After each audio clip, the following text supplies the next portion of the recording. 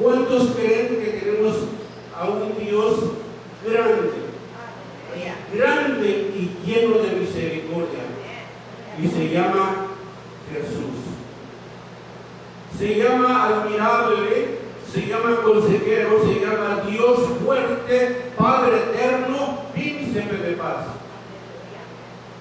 Él es un Dios de pobres, de ricos, de sabios, de ignorantes, de fuertes, de débiles y de todo aquel que le confiese como Señor y Salvador de su vida. Todo aquel que le quiera aceptar dentro de su corazón. Porque Job, por ejemplo, él dijo una vez a Dios, lo conocía de oídas, pero una cosa es de saber conocerlo de esa manera y otra cosa es hablar con él como lo hacemos nosotros muchas veces también. ¿Cuántos tienen agradecimiento en su corazón al recordar de dónde nos sacó el Señor? A todos. La palabra de Dios dice que a todos andamos descarriados haciendo la voluntad de la carne y de los pensamientos. Nosotros.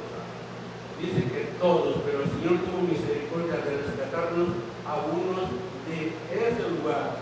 Y la palabra de Dios lo dice en Efesios 2, versículo 3. Dice, entre los cuales todos, no sé cómo digan su Biblia, dice, todos nosotros vivimos en otro tiempo en los deseos de la carne, haciendo la voluntad de la carne y de los pensamientos. Y éramos por naturaleza hijos de ira, lo mismo que los demás. Tal vez usted se está haciendo la pregunta, ¿y quiénes son los demás? Y la respuesta es que son todos aquellos que aún permanecen sirviéndole a Satanás. Porque nosotros, por la gracia y por la misericordia, como le dije, Dios nos rescató y por gracia somos salvos. ¿Cuánto le dan gloria a Dios? Y como yo dije de todos, en esta ocasión voy a hablar de Saulo antes de ser el apóstol Pablo. Saulo también estuvo bien perdido. Él era enemigo de Dios. Cumplía, dice la palabra, que cumplía bien con las leyes de los fariseos, porque él era fariseo. Pero como todo fariseo, rechazaba al Hijo de Dios. Y no nomás a él, a todo aquel que se llamara cristiano. Saulo era un hombre religioso, pero como todos saben, la religión no salva a nadie. Solamente Cristo salva. Y así hay muchas iglesias. No quiero hablar que se sientan mal, no estoy hablando, solamente estoy enseñando, y el que quiera agarrar la palabra y el que no quiera, la deja ir. Es pues, nuestra salvación es independiente de cada uno. Si voy a decir algo que no me muestre, este algo le digo, y yo lo hago con todo el amor de presentar la palabra como el Señor me la dio. Le dice que hay muchos religiosos que piensan que por el hecho de tener una imagen de Cristo dentro de su iglesia ya le están agradando a Dios. Pero no es así. Más bien lo están provocando a ira, porque a Dios detesta las imágenes. Y la palabra de Dios lo dice bien claro en Éxodo. Éxodo 20, versículos 4 y 5. Claritamente dice: no te harás imagen de ninguna semejanza de cosa alguna de lo que está arriba en el cielo. Si yo le pregunto a alguien, ¿y qué está arriba en el cielo?, me va a contestar: está Dios. Pero él dice: no te inclinarás a ellas. No se inclina a ellas, aunque sean de Dios, porque porque Dios detesta las imágenes. Si quiere inclinarse, inclínese al verdadero Dios, al que hizo los cielos y la tierra. Amén. El que vive y reina por los siglos y de los siglos. A las imágenes no, porque las imágenes son muertas. Las imágenes no tienen vida. Las imágenes son hechas por hombres corruptos, pecadores, y uno no puede inclinarse a esas imágenes. Nosotros sabemos a quién nos tenemos que darle todo el honor y toda la gloria. Y además, el Señor Jesús no vive en templos hechos de mano. Él vive en nuestros corazones, en toda persona que esté dispuesta a recibirlo como Señor y como Salvador. Allí vive el Señor. Déjeme decirle que yo voy a hablar de lo personal. Yo tenía muchas imágenes en aquel tiempo cuando era niño, porque yo seguía la religión, yo seguía la tradición que me habían enseñado mis padres. Pero déjenme decirle que yo dejé la religión, dejé la tradición para seguir a Cristo Jesús. Ahora Él vive en mi corazón y no más imágenes dentro de mi corazón. Y como le dije, con todo respeto para aquellos que tienen a sus imágenes.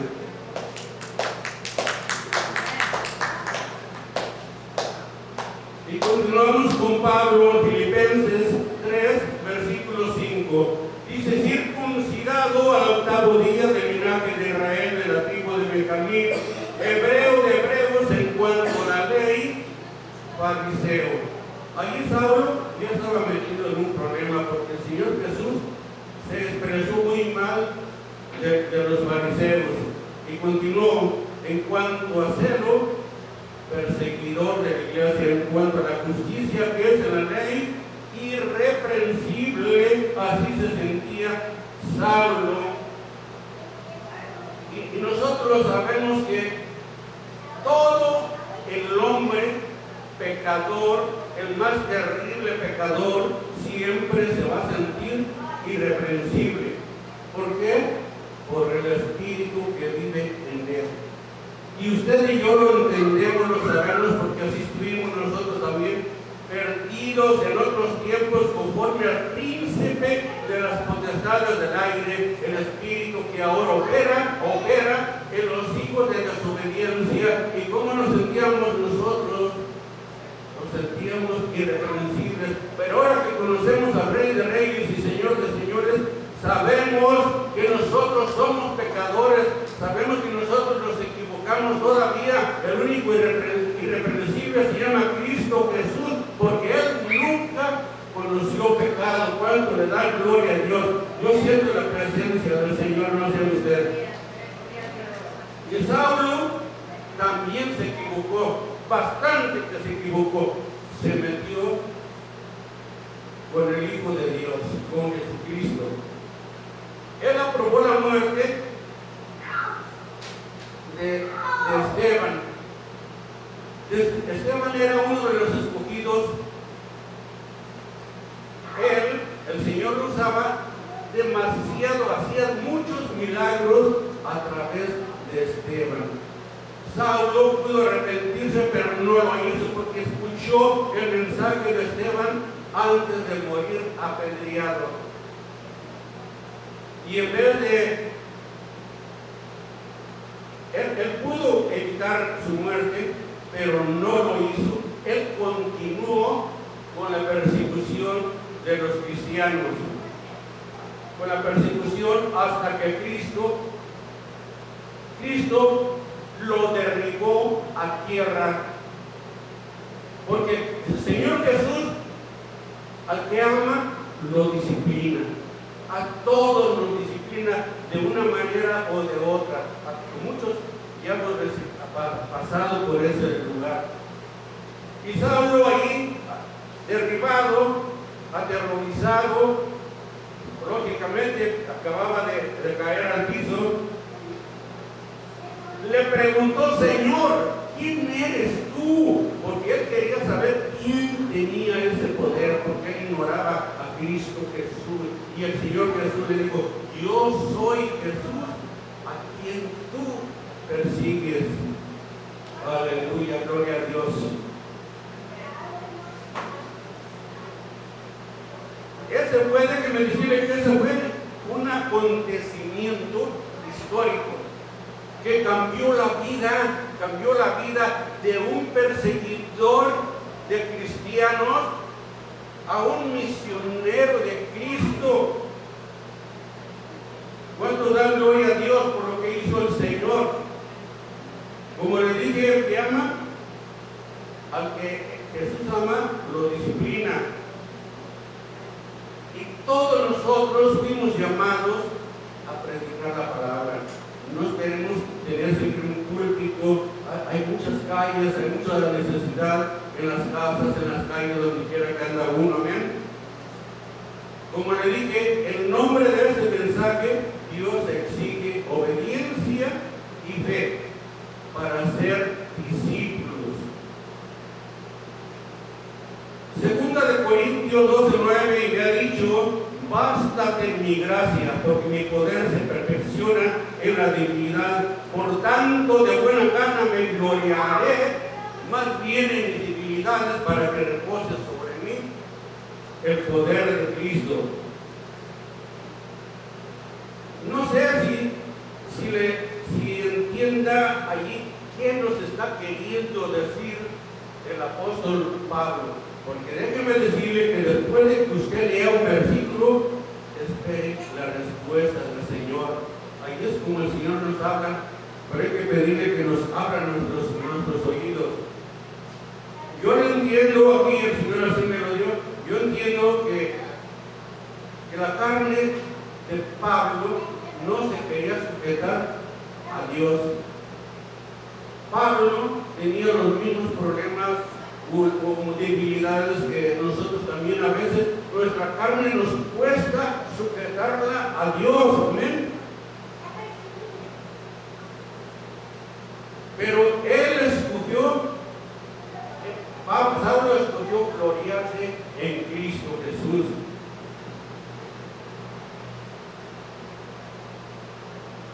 Déjeme decirle que Saulo venció su carne. Los profetas vencieron su carne. Jesucristo venció su carne.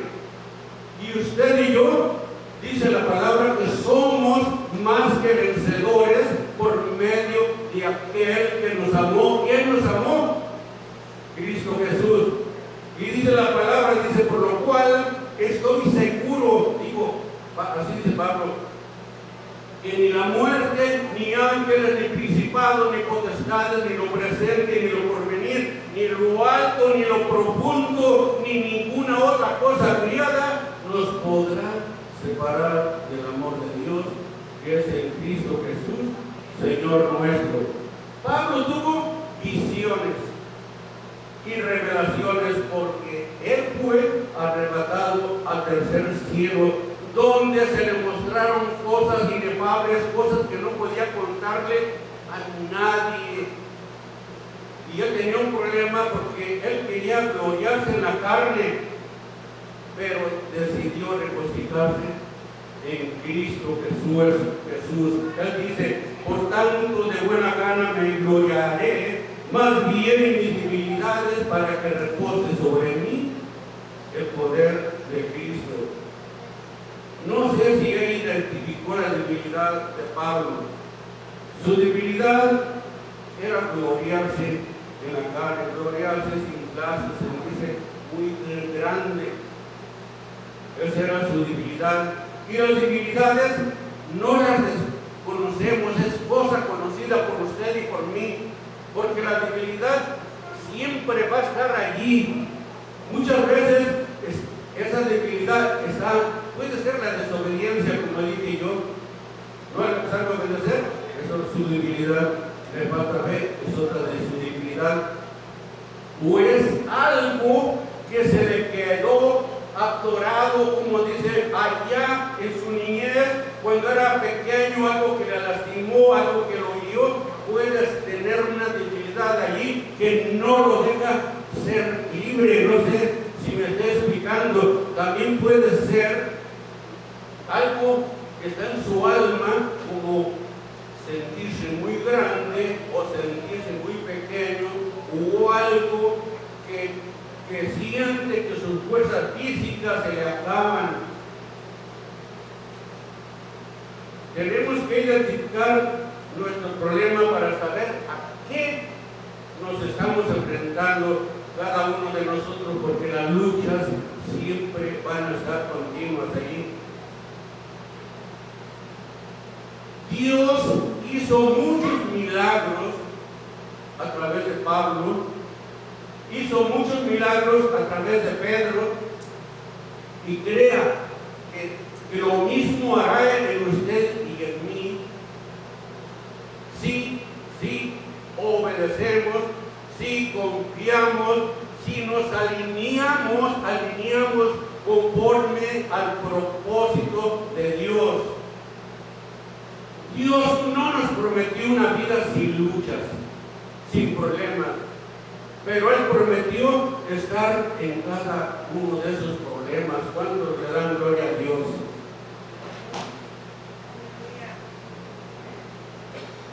Un día Jonás, usted ya me imagino que usted ya ha escuchado hablar de Jonás muchas veces, pero como le dije, el Señor en cada versículo a cada uno nos lo da de diferente manera. Ojalá y el Señor le hable en este día, porque a mí me habló en este mensaje y me lo dio para que lo compartiera con usted. Un día Jonás, ¿se recuerda el nombre del mensaje? Dios exige obediencia y fe para ser discípulos. Jonás fue probado y reprobado. ¿Sabe qué es reprobar? No pasó la prueba.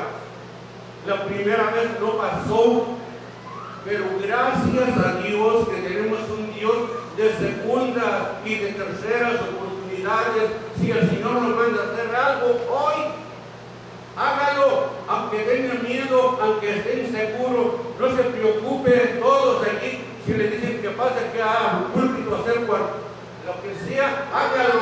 No somos perfectos, pero el Señor nos va a ir perfeccionando a través de su palabra. Amén. Jonás falló, pero ¿sabe qué? Pero como hueso, el Señor lo mandó, tenía que cumplir. Dice la palabra que Jonás salió huyendo del mandamiento de Dios, porque Jonás sabía que Dios era todopoderoso y misericordioso, y Jonás no estaba de acuerdo, escuche bien, no estaba de acuerdo con la misericordia de Dios, porque Jonás odiaba a los pecadores y deseaba su muerte. Y lo vamos a ver más adelante. Dice: Jonás trata de escapar del mandamiento de Dios, de proclamar la palabra de Dios en Nínive, la capital del imperio asirio. Intenta escapar a Tarsis porque se siente disgustado por la misericordia de Dios y teme que esa ciudad pagana llena de pecado llegue al arrepentimiento, y como lo pensó, sucedió. Jonás cumplió con las órdenes de Dios más a la fuerza que de voluntad, porque usted conoce la historia. Pero el Señor, como le dije, al que ama, lo disciplina. Recuerda, a Saulo lo tiró del caballo. Y lo voy a decir, a mí, honestamente, me quebró un pie. Yo sentí que era de parte de Dios. Y en ese momento que yo le di gracias a Dios, porque la palabra de Dios dice que hay que darle gracias en todo tiempo. Le dije: Señor, no sé si tú me estás hablando, me quieres decir algo, pero por el momento no lo entiendo. A Jonás le mandó un pez con mucha hambre a que se lo tragara y que lo vomitara, porque tenía que cumplir con el mandamiento de Dios. Tenía que hacerlo, Dios ya le había mandado. y predijo la destrucción de Nínive, ante lo cual sus habitantes se arrepintieron y no les fue aplicado el castigo. Jonás se disgustó con Dios tanto que deseaba su muerte. Imagínense, bendita misericordia de Dios, que Dios no piensa como piensa el hombre. Nosotros somos salvos por la bendita misericordia de Dios. ¿Cuánto dan gloria a Dios? Dios exige obediencia y fe. Y lo repito, que voy a seguir repitiendo porque quiero que eso lo pongamos en práctica, no solamente que lo escuchemos. Naamán, me imagino que todos han escuchado hablar de Naamán, ¿verdad? Naamán era un general poderoso y respetado, pero tenía lepra. Él fue a ver a Eliseo porque esperaba ver un milagro espectacular, algo digno de su posición. Leproso, pero orgulloso. Él esperaba que saliera Eliseo corriendo a recibirlo porque era general. Pero Eliseo ni siquiera salió, mandó a su siervo a decirle: sométete 7 veces al Jordán. Y nomás se indignó. Nomás se molestó tanto, dijo: al Jordán, un río sucio. Dice: eso no tiene sentido para mí. Cuando finalmente obedeció, fue sanado. Dios ya había determinado el milagro que Naamán estaba esperando, pero no lo recibió hasta que Naamán obedeció. Dios pudo hacer el milagro sin que Naamán se metiera al agua, pero no lo hizo porque su fe tenía que ser probada. Amén. Por eso tenemos que obedecer al Señor. Juan 11:23 dice: Jesús le dijo a Marta: tu hermano resucitará. Jesús estaba afirmando que Lázaro iba a resucitar. Sin embargo, Marta le dijo, así como un poco dudando, le dijo: Dios, le dijo Marta. Dice: yo sé que resucitará en el último día. Marta creía en el poder de Jesús, pero lo limitaba a que él pudiera resucitar a su hermano de la tumba. Él creía en el Dios del pasado, creía en el Dios del futuro, ella creía en el Dios del futuro, que un día resucitaría a los muertos, pero estaba dudando que el Señor Jesús pudiera resucitar a su hermano. Juan 11:25 le dijo Jesús: yo soy la resurrección y la vida. El que cree en mí, aunque esté muerto, vivirá. Lo estaba afirmando otra vez. Y la palabra, bueno, aquí se me puede decir algo. ¿Y tú cuántas veces has hecho lo mismo? ¿Crees que Dios hizo muchos milagros en el pasado? ¿Crees que Dios puede hacer muchos milagros en el futuro? Pero no crees lo que Dios puede hacer ahora mismo en ti, en tu vida, en tu familia, en tus finanzas. Dios es todopoderoso. Amén.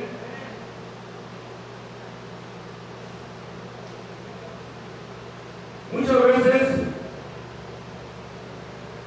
nosotros tenemos que remover la piedra. Quiten la piedra, dijo Jesús. Y Marta otra vez se dejó llevar por su duda, por su lógica. Pues el Señor no trabaja en la lógica, el Señor trabaja en lo sobrenatural. Muchas veces Dios está listo para hacernos el milagro, el suyo y el mío, pero nosotros muchas veces por nuestra incredulidad, nuestra forma de hablar, de poner dudas, nosotros mismos hacemos que ese milagro se detenga o que no llegue. ¿Cuántos lo creen? Jesús dijo: quiten la piedra, porque la piedra impedía ver el milagro. La piedra representa los obstáculos que le ponemos a Dios para estorbar el milagro. Jesús pudo remover la piedra, pero no lo hizo. Él ordenó a las personas que removieran la piedra, porque hay cosas que usted y yo tenemos que remover, ¿ven?, de nosotros mismos. Tenemos que remover esa piedra para ver nuestro milagro.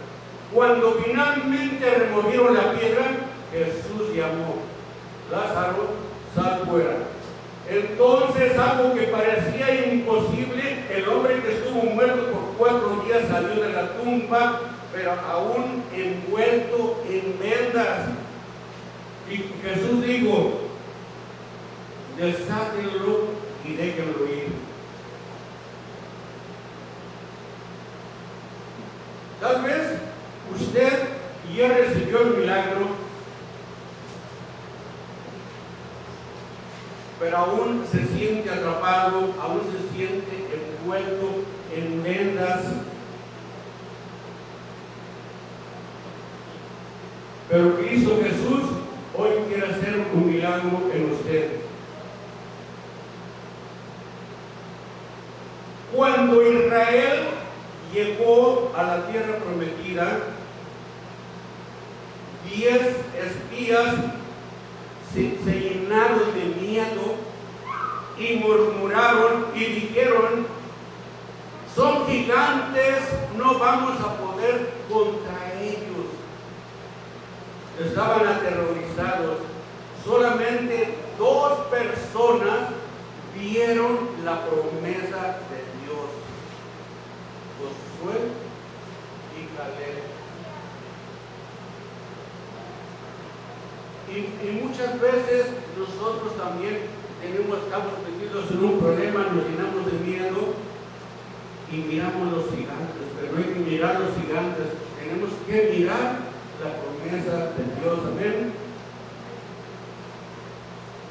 Caminar exige valentía, exige obediencia.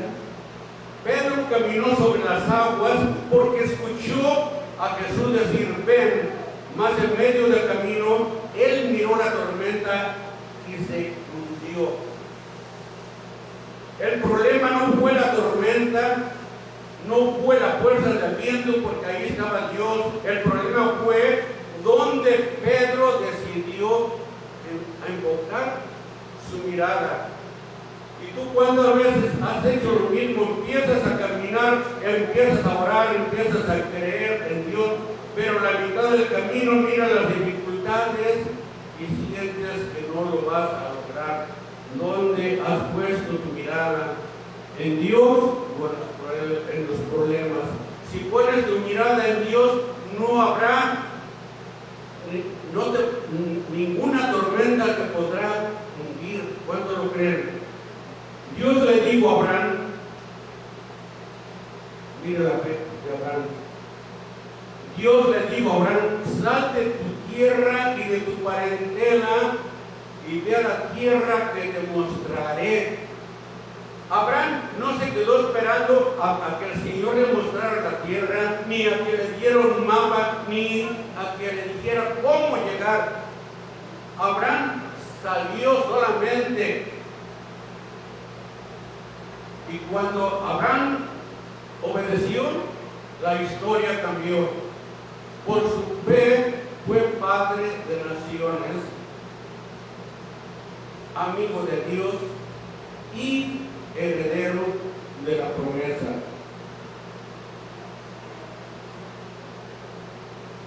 Y ya para terminar, le voy a invitar a que pongamos toda nuestra atención, porque yo siento en mi corazón que alguien va a ser liberado, tal vez no aquí, pero alguien que nos está mirando a través de los aparatos de protectores. Si gusta, cierre sus ojos. Cuando Dios liberó al pueblo de Egipto, lo sacó de la tierra de esclavitud. Pero por mucho tiempo esa gente estaba libres, pero su mentalidad seguía siendo de esclavos.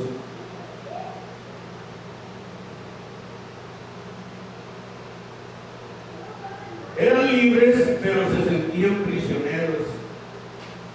Y cada vez que enfrentaban problemas, deseaban regresar a Egipto. Dios sacó a Israel de Egipto, pero el problema fue que Egipto nunca salió de sus corazones.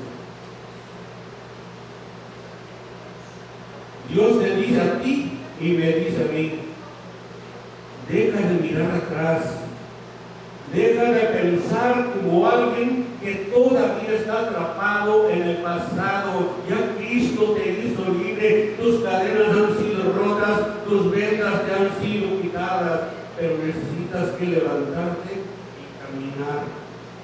Necesitas pensar y vivir como alguien que realmente ha sido rescatado del pasado. Significa caminar en obediencia y fe. Lázaro,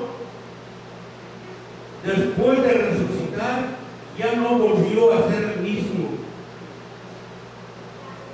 Él traía la marca de lo sobrenatural.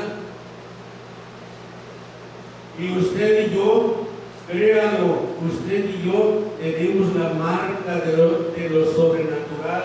Tenemos el sello de Cristo Jesús, y eso nos identifica que somos hijos, somos propiedad del Rey de Reyes y Señor de Señores. El diablo tratará de meterte miedo, temor, duda, pero no permitas que el diablo te quite lo que Dios ya sembró, ya plantó en tu corazón. Que Dios los bendiga.